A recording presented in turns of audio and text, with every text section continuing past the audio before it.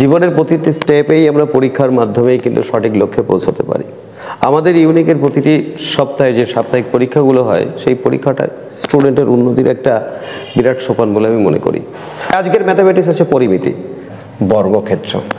এই বর্গক্ষেত্র বলছে, এই বর্গক্ষেত্রের কি বলছে, এই বর্গক্ষেত্রের ক্ষেত্রফল হচ্ছে 4 মিটার স্কোয়ার। কিন্তু বাহুর দৈর্ঘ্য কত পেলাম? 2। এটা কত? 2। এটা কত? 2। তো প্রতিটি বাহু যদি 2 হয় তো চারিদিকে ঘুরে আসতে আমাদের কত কিলোমিটার হাঁটতে হবে? কত মিটার? 2 × 4টে পার্টস দেওয়া যাচ্ছে, সুতরাং 8। তাহলে এই বর্গক্ষেত্রের পরিসীমা হবে 8 মিটার। একটি বৃত্তের ক্ষেত্রফল 154 বর্গমিটার হলে ওর ব্যাসার্ধ কত? দেখো, যে কোনো বৃত্তের ক্ষেত্রে আমাদের খেয়াল রাখতে হবে বৃত্তটা কি।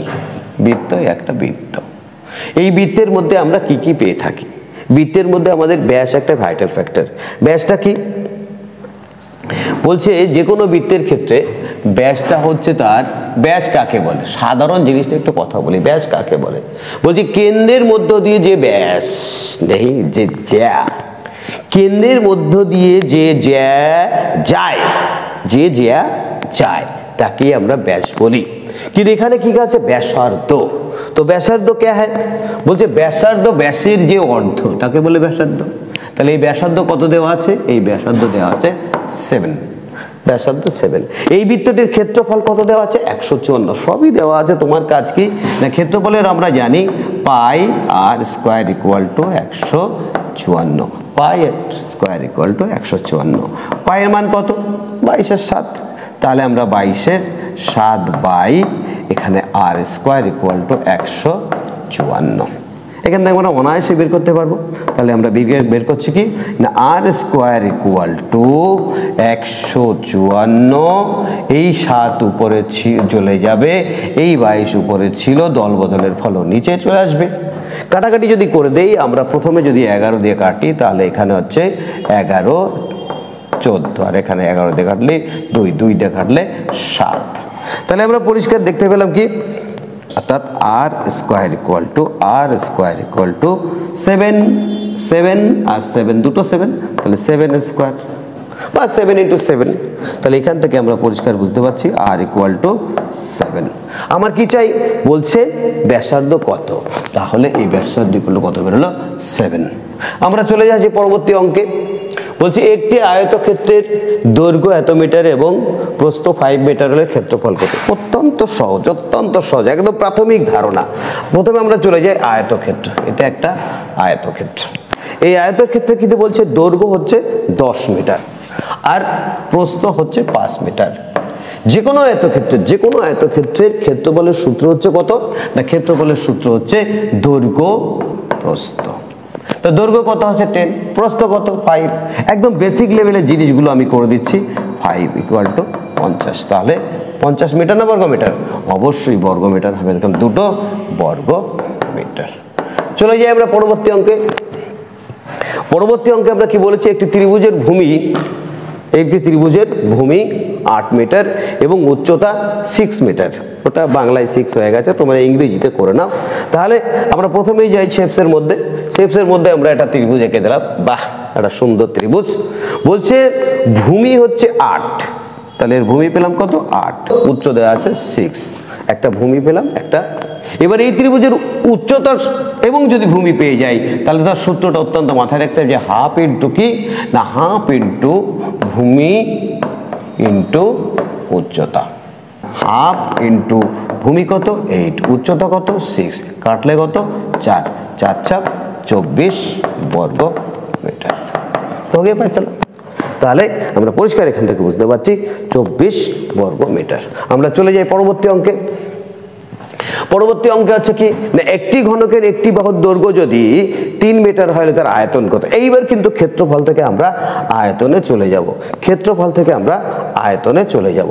দেখো, ঘনকের ক্ষেত্রে আমাদের কি ক্ষেত্রে হবে? 3D পিক্সেল অবশ্যই আনতে হবে এবং এটা একটা ঘনক। এই একটা ঘনক।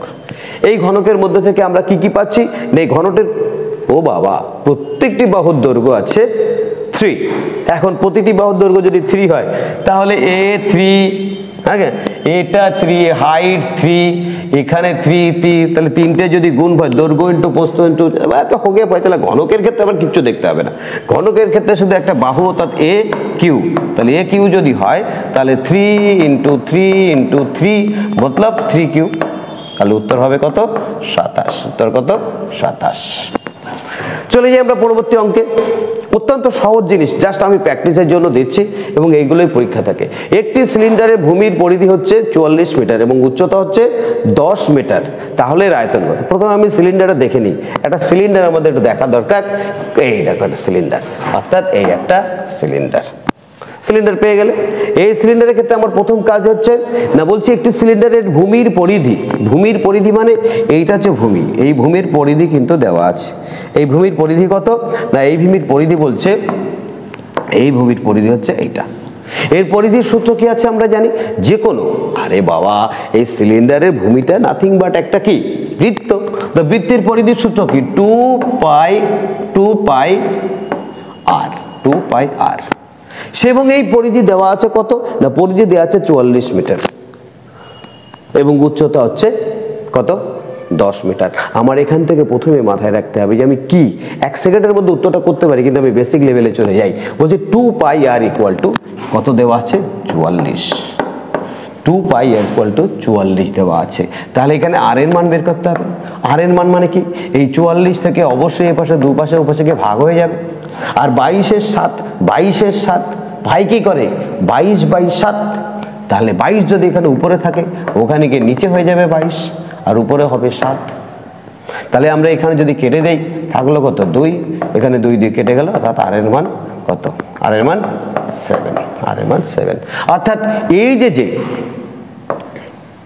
এই যে সিলিন্ডারটা পাওয়া গেল, এই সিলিন্ডারের কি যে বেস, এই বেসের যে ব্যাসার্ধ সেটা হচ্ছে আর, আর আর মানে 7। তোমাদের একটা কথা বলি, তোমরা কিন্তু 1 সেকেন্ডের মধ্যে এই যে পায়ের মান 22/7 কেন, এটা তো মনে হতে পারে কিচ্ছু না। একটু ভালো করে আমি তোমাদের বলতে চাই, একটু ভালো করে দেখে নাও 22/7 কেন। দেখো এই একটা বৃত্ত, এই ছোট একটা বৃত্ত, এই বৃত্তটির ক্ষেত্রে আমাদের মাথায় রাখতে হবে যে এই পাই আমি কোথায় পাই, পাইটা আমরা কোথায় পাই। Very good. বলছে এই বৃত্তটার ক্ষেত্রে যদি ব্যাস 7 হয়, তাহলে এর যে পরিধিটা হবে সেটা হবে 22। তাহলে তুমি এখান থেকে পরিষ্কার বুঝতে পারছো যে 22 যদি হয় তাহলে ব্যাস কত? 7। আর 44 যদি হয় তাহলে ব্যাস কত হবে? 14। আর ব্যাস যদি 14 হয় তাহলে ব্যাসার্ধ কি? আরে বেস তো নাথিং বাট বৃত্ত, পাই আর স্কয়ার। তাহলে পাই কত? 22/7। আর কত? 7 × 7, কি অলরেডি আমরা আর 7 পেয়ে গেছি। আর হাইট কত? হাইট পাতা চলেগা, হেঁটে গুণ এইটা কেটে দিলাম, অর্থাৎ 22 × 7। আর হাইট হচ্ছে কত? হাইট কত? এই হাইট তো আমার কিছু মাতব্বরি নেই, হাইট এখানে 10 কিন্তু দেওয়া আছে। তো 10 যদি দেওয়া থাকে তাহলে আমরা এখান থেকে পরিষ্কার খুঁজে পাচ্ছি কত? না 7 × 14 4, 7 × 14 15, আর তার সঙ্গে একটা 0। তাহলে উত্তরটা কত? 1540। এত কি? এত ঘন মিটার। কি যে কোনো আয়তনে ঘন হয় আর ক্ষেত্রফলে বর্গ হয়। চলে যাই আমরা পরবর্তী অঙ্কে। একটি সমকোণী ত্রিভুজের ভূমি যদি 6 মিটার হয়, লম্ব যদি হয়, অতিভুজের দৈর্ঘ্য কত? দেখো আমরা জানি যে অতি ইকুয়াল টু সূত্রটা লেখো, ভূমি প্লাস লম্ব স্কয়ার। এটা আমরা বেসিক লেভেলে জানি। হচ্ছে কি না অতি স্কয়ার সবার স্কয়ার, এটা আমরা জানি। এবার এখান থেকে আমরা কি করতে পারি? এটা আমরা মুছে দিয়ে আমরা এটাকে কি করতে পারি? এটা আমরা এইভাবে দিতে পারি। কিন্তু আমি তোমাদের যেহেতু এখানে আমি যেটা পেয়েছি সেটা হচ্ছে একটা 6 একটা 8, এখানে আমি একটা সূত্র তোমাদের এক্সট্রা শিখিয়ে দিই, সেটা হচ্ছে 3:4:5। এই সূত্রটা তোমাদের আমি এক্সট্রা শিখিয়ে দিলাম। কি অদ্ভুত ব্যাপার, এটা আবার কি সূত্র? ইয়েস, এটাই সূত্র। বলছে ত্রিভুজের ভূমি যদি 6 হয়, হাইট যদি 8 হয়, তাহলে অবশ্যই এটা 10 হবে। কিভাবে? বলছে এর সঙ্গে 2 গুণ করেছি, এর সঙ্গে 2 গুণ করেছি, এর সঙ্গে 2 গুণ করেছি, তো হয়ে গিয়ে পাইছিলাম 10 উত্তর। তাহলে আমরা নতুন একটা সূত্র পেলাম পিথাগোরাসের পরে, তার নাম হচ্ছে 3:4 টু 5। এটা লম্ব হতে পারে, ভূমিও হতে পারে, এটা লম্ব হতে পারে, ভূমি হতে পারে, কিন্তু অবশ্যই এটা অতিভুজ, অতিভুজ, অতিভুজ। পরবর্তী অঙ্ক যেটা নিয়ে আমরা আলোচনা করব সেটা হচ্ছে দেখো, একটি বৃত্তের ক্ষেত্রফল এবং পরিধির সংখ্যামান সমান হলে এর ব্যাসার্ধ কত। আর শেপ নিয়ে আলোচনার কিছু নেই, এটা একদম সাধারণ ব্যাপার, যাবে একটা বৃত্ত, একটি বৃত্তের ক্ষেত্রফল এবং পরিধির সংখ্যামান সমান হলে ব্যাসার্ধের মান কত। অত্যন্ত ভেরি ইজি। এখন মাথায় রাখতে হবে সেটা হচ্ছে বৃত্তের ক্ষেত্রফলের সূত্র কি, পাই আর স্কয়ার, আর এর বলছে পরিধিও সমান, তাহলে পরিধি কত, 2 পাই আর। এই পাই হটা দাও, এই পাই হটা দাও, এই আর এর সঙ্গে এই আর কেটে দাও, তাহলে এখানে পড়ে থাকবে কি আর ইকুয়াল টু 2। তাহলে অঙ্কটা কত হলো, কত উত্তর পেলাম, তাহলে 38। তাহলে তোমরা মুখস্থই রাখতে পারো যে কোনো বৃত্তের যদি পরিধি ক্ষেত্রফল সমান হয় তাহলে অবশ্যই তার ব্যাসার্ধ হবে কি, ব্যাসার্ধ হবে 2 একক, 2 একক, 2 একক। আমরা পরবর্তী অঙ্কের মধ্যে চলে যাই। একটি ঘনকের পৃষ্ঠতলের, ভেরি ভেরি ইম্পর্টেন্ট অঙ্ক, পরীক্ষায় খুব থাকে। একটি ঘনকের, पहले घनक, ये घनक तो होना चाहिए, तो घनक ढूंढो। বলছে একটা ঘনক, একটা ঘনক, পৃষ্ঠতলের ক্ষেত্রফল হচ্ছে 24 বর্গমিটার। ঘনকের পৃষ্ঠতলের ক্ষেত্রফল হচ্ছে 24 বর্গমিটার। এখন তোমাদের কিন্তু অত্যন্ত গুরুত্বপূর্ণ বিষয় যে একটি ঘনকের কটি তল থাকে। দেখো, তল খুঁজে বের করাটা জীবনের একটা বড় জিনিস। সেটা হচ্ছে কটা তল থাকে, 1 2 3 4, অর্থাৎ চারদিকে থাকে 4টে, উপরে একটা নিচে একটা, তাহলে 6টা তল। এই ঘনকের 6টা তল, এই ঘনকের পৃষ্ঠতল মানে 6টা তল, আর এই 6টা তলের ক্ষেত্রফল কত, ক্ষেত্রফল হচ্ছে 24 বর্গমিটার। অর্থাৎ আমি পরিষ্কার কথা সেটা হচ্ছে এই 6-এর উপর একটা 24 লাগিয়ে দিই, কাটলে কত 4। তাহলে এই ঘনকের প্রত্যেকটি তলের, ধরো এই ঘনকের একটা তলে যে পেলাম, এই ঘনকের প্রত্যেকটি তলের ক্ষেত্রফল 4। তাই এর ক্ষেত্রফল যদি 4 হয়, এর ক্ষেত্রফল যদি 4 হয় তাহলে 2 × 2। তো আমরা পরিষ্কার বুঝতে পারছি যে প্রত্যেকটি বাহুর দৈর্ঘ্য 2 होना चाहिए। তো 2 যদি হয় প্রতিটি বাহুর দৈর্ঘ্য, তাহলে একই বের করতে পারছে এর আয়তন কত হবে। অর্থাৎ ঘনকের পৃষ্ঠতলের প্রতিটি বাহুর দৈর্ঘ্য পেয়ে গেছি আমরা কি, প্রতিটি দৈর্ঘ্যের পেয়ে গেছি 2। তাহলে এর ক্ষেত্র, এর ঘনকের এর আয়তনের সূত্র কি, আয়তনের সূত্র হচ্ছে কিউ, এ কিউ। তাহলে এর মান কত 2, তার মানে 2 এর কিউ, তার মানে কত 8। বুঝলে কিনা বলো। পরিষ্কার ঘনকের 6টা তল, একটা তলে যদি পেয়ে যাই আমরা, এটা থেকেও পরিষ্কার বুঝতে পারছে যে এ স্কয়ার মানে ক্ষেত্রফল 4, তাহলে এ কিউ কত হবে, পরিষ্কার 8। সেকেন্ডের মধ্যে উত্তর বেরিয়ে যেতে পারে। আমরা পড়ে যাই পরবর্তী অঙ্কে। পরবর্তী দেওয়া আছে কি, বলছে একটি আয়তক্ষেত্রের ক্ষেত্রের দৈর্ঘ্য 12 মিটার এবং প্রস্থ যদি 8 মিটার হলে কর্ণের দৈর্ঘ্য কত। ভেরি ভেরি ইম্পর্টেন্ট অঙ্ক, এগুলো কিন্তু পরীক্ষায় থাকে, কিন্তু অত্যন্ত সহজ বলে তোমাদের আর টাইম থাকে না। বলছে একটি আয়তক্ষেত্রের কি না, দৈর্ঘ্য হচ্ছে 12, তাহলে এই দৈর্ঘ্যটা কত হচ্ছে, এইটা হচ্ছে 12, এটা হচ্ছে 12, আর এইটা কত 5। বলছে এইটা হচ্ছে 12, এইটা হচ্ছে 5। তাহলে আমাকে এবার বের করতে হবে যে এই যে কর্ণ, এই কর্ণ কত। তোমরা এখানে পরিষ্কার বুঝতে পারছো, সেটা হচ্ছে কর্ণের যে সূত্র সেটা অলরেডি আমরা জানি। সূত্রটা কি না, উত্তি ইকুয়াল টু রুট ওভার কি, ভূমি স্কয়ার আর লম্ব স্কয়ার। ভূমি কত আছে 12, 12 স্কয়ার মানে 144, 12 স্কয়ার মানে 144, আর 5 স্কয়ার মানে 25, দুটো কত বেরোবে 169, 169 মানে 13। বলছি স্যার এই যে 144, এই যে 25, 169, আমি তোমাদের আগেও বলেছি যে 1 থেকে শুরু করে একদম 20 পর্যন্ত টানা স্কয়ার মুখস্থ হোনা চাহিয়ে। অঙ্ক করার ক্ষেত্রে এই একটা ভাইটাল বিষয়, সেটা কিন্তু আমাদের মাথায় রাখতে হবে। নেক্সট, যদি না বোঝো তো দ্বিতীয়বার এটাকে রিপিট করে শুনে নাও। পরবর্তী অঙ্ক, সে বলছে একটি বর্গক্ষেত্রের ক্ষেত্রফল যদি 64 বর্গমিটার হয় পরিসীমা কত। প্রথমে আমি চলে যাই বর্গক্ষেত্রের মধ্যে। বর্গক্ষেত্রের মধ্যে আমি যাই, বর্গক্ষেত্রটা আমি দেখো, এটা বর্গক্ষেত্র 64 যদি হয় তাহলে এ স্কয়ার মানেই তো 64, তাহলে আমার 8 আর 64, এটা 8, এটা 8, এটা 8। এবার কি বলছে এর পরিসীমা কত। আরে পরিসীমা মানে এখান থেকে যাত্রা শুরু করবো, এদিকে ঘুরে এসে আবার এখানে পৌঁছাবো, তাহলে কত 4, 8, 8, 8, 8, অর্থাৎ 4 × 8, অর্থাৎ কত 4 × 8 32। বেসিক অঙ্ক, কিন্তু আমি চাই তোমরা এইটাই কভার করো, তারপরে আমার কঠিন অঙ্কগুলো তোমরা বুঝতে পারবে। একটি বৃত্তের ব্যাসার্ধ যদি 7 সেমি হয়, এর ক্ষেত্রফল কত। একটি বৃত্ত কোথায় চলে যায়, বৃত্তে চলে যায়। বৃত্তটা বলছে এই বৃত্তের ব্যাসার্ধ 7 সেমি হলে ক্ষেত্রফল কত? এটা জল খাবার তোমাদের ক্ষেত্রে কি না, আমরা জানি বৃত্তের ক্ষেত্রফল হচ্ছে পাই আর স্কোয়ার। থাকলো পাই থাকার পর আর স্কোয়ার, আর মানে কত 7 স্কোয়ার, তাহলে কত 7 7 49 পাই, हो गया फैसला। তাহলে 749 পাই, আমাদের উত্তর পেয়ে গেলাম। আমরা চলে যাই পরবর্তী অঙ্কে। পরবর্তী অঙ্কে কি আছে আমাদের? বলছে একটি রম্বসের কর্ণদ্বয়, একটি রম্বসের কর্ণদ্বয় 6 সেমি এবং 8 সেমি হয়, তবে তার ক্ষেত্রফল কত? এইটা কিন্তু একটু দরদের শোনো। রম্বস কাকে বলে? রম্বসটা আমরা একটু আঁকার চেষ্টা করি। ধর এই একটা রম্বস, ওকে, এই রম্বসটা যদি আমি ধরে নিই এটাই রম্বস, তো কই বাদ নেই, রম্বসটা আমরা এঁকে নিলাম। এই রম্বসের ক্ষেত্রে যেটা বলছে এই রম্বসের কর্ণদ্বয় একটা হচ্ছে তোমার 6 সেমি আর একটা 8 সেমি, তবে তার ক্ষেত্রফল কত? আমি তোমাদের একটা সূত্র আগে বলে দিই, আমার টাইম নষ্ট করে লাভ নেই। সূত্রটা হচ্ছে কি, হাফ ইন্টু কি কর্ণ ইন্টু কর্ণের ছোট ভাই, কর্ণ ইন্টু কর্ণের ছোট ভাই নেই, এই কর্ণ দুটোর গুণফল। ওটাকে এটা লেখে হাফ ইন্টু কর্ণদ্বয়ের গুণফল। তাহলে তোমাদের যেভাবেই হোক না কেন হাফ ইন্টু কর্ণ ইন্টু কর্ণ। তাহলে সূত্রটা আমি আবার স্টাবলিশ করে দিই, অঙ্কটা কভার করি।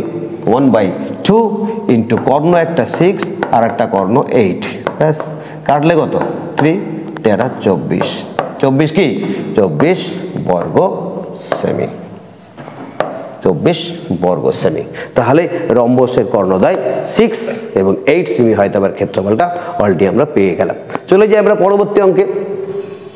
বলছে একটি ঘনকের পৃষ্ঠতলের ক্ষেত্রফল হচ্ছে 96 বর্গ সেমি। ঘনকটির প্রতিটি বাহু, প্রথমে আমরা ঘনকে চলে যাই। ঘনক কোথায় পাই? ঘনক কোথায় পাই? 3D সেক্টরে চলে যাই, ঘনক এই যে, ঠিক আছে, আমার বা হাতের খেলা ঘনক, ঘনক হচ্ছে বা হাতের খেলা। আমরা ডিজিটাল বোর্ডের ক্ষেত্রে ঠিক এইভাবেই কিলো শেপগুলো পেয়ে যাবো, জাস্ট শেপের মধ্যে যাব, শেপটা পেয়ে যাব। একটি ঘনকের পৃষ্ঠতলের ক্ষেত্রফল কত? 96 বর্গ সেমি। পৃষ্ঠতলের ক্ষেত্রফল 96, ঘনকটির প্রতিটি বাহুর দৈর্ঘ্য কত?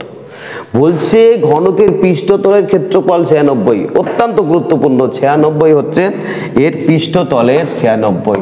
এখন ভাগ করে তাহলে কি তো 6 × 6 6 × 36, অর্থাৎ প্রতিটি তলের, এই যে প্রতিটি তলের ক্ষেত্রফল হচ্ছে কত 16। আর 16 যদি হয় ক্ষেত্রফল, তাহলে প্রতিটি বর্গ কত হবে 4। তাহলে আমরা জানি যে প্রতিটি এই ক্ষেত্রফল মানে কি, ক্ষেত্রফল মানে কি a × a, মানে এই বাহুর গুণফল, তার মানে কি 4 × 4 = 6। তাহলে প্রতিটি বাহুর দৈর্ঘ্য কত? অথবা তুমি 16 বর্গমূল করলে 4 পেয়ে যাবে। তাহলে আমরা পরিষ্কার ঘনকের প্রতিটি বাহুর দৈর্ঘ্য পেয়ে গেলাম কত? 4 সেমি। চলে যাই আমরা পরবর্তী অঙ্কে। পরবর্তী অঙ্কে আছে একটি একই ধরনের, একটি রম্বসের প্রতিটি বাহুর দৈর্ঘ্য 5 সেমি। Very good. আগে রম্বসটা দেখে নিই কোথায় আছে। একটা রম্বস আমরা অলরেডি বের করে দিই, ব্যাস এই একটা রম্বস, কিছুটা কাছাকাছি নেওয়ার চেষ্টা করছি। রম্বসের ক্ষেত্রে মাথায় রাখতে হবে এটা প্রত্যেকটি বাহুর সমান হতে হবে, তাই নাকি? বলছে একটি রম্বসের প্রতিটি বাহুর দৈর্ঘ্য 5 সেমি হলে একটি কর্ণের দৈর্ঘ্য 8 হলে অপরটির দৈর্ঘ্য কত? ভেরি ভেরি ইম্পর্টেন্ট অঙ্ক, পরীক্ষায় থাকে। দেখো এই রম্বসের ক্ষেত্রে এই একটা আর এই একটা কি কর্ণ, তাহলে রম্বসের কর্ণ পেলাম দুটো, ঠিক আছে। বলছে প্রতিটি বাহুর দৈর্ঘ্য হচ্ছে, প্রতিটি বাহুর দৈর্ঘ্য হচ্ছে 5, A5 A5 AB5, আরে তো 5 হয় কি প্রত্যেকটি বাহুর দৈর্ঘ্য 5। ব্যাস রম্বসটা তোমার সামনে ক্লিয়ার হয়ে গেল। এইবার বলছে এই একটি কর্ণের দৈর্ঘ্য 8 সেমি হলে রম্বসের আরেকটা ধর্ম তোমাদের বলি, যে কোনো রম্বসের ক্ষেত্রে সবচেয়ে বড় ফ্যাক্টর যেটা, সেটা হচ্ছে এই যে দোনো কর্ণ পারস্পরকে এ কে হাফে বিভক্ত করবে, আবার এ কে হাফে বিভক্ত করবে। তো বলছি আমি এইটা যদি রম্বস ধরি একটা কর্ণ, তাহলে কি বলতো দেখি, এই যে ত্রিভুজটা গঠিত হচ্ছে, এই যে ত্রিভুজটা গঠিত হচ্ছে, এই ত্রিভুজটার কিন্তু এইটা রাইট অ্যাঙ্গেল। তাহলে রম্বসের 3টে ধর্ম অবশ্যই পেলে, প্রত্যেকটা বাহু সমান। রম্বসের এই যে তারা যে পারস্পরকে ভাগ করে অবশ্যই 90 ডিগ্রিতে ভাগ করে, কিন্তু এই কোণটার মান হচ্ছে 90 ডিগ্রি।